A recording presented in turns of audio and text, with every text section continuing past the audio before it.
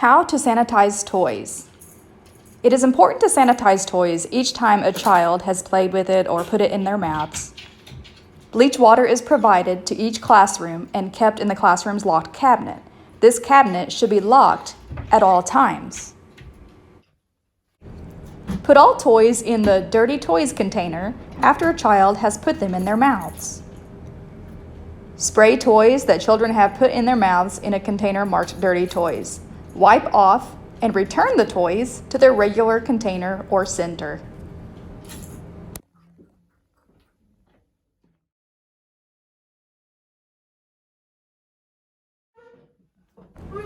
How to feed a baby.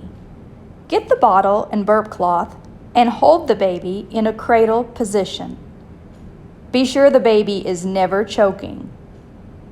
If the infant is under the age of 3 months, stop every ounce and burp the baby.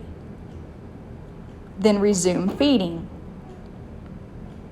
Return any unused formula to the refrigerator.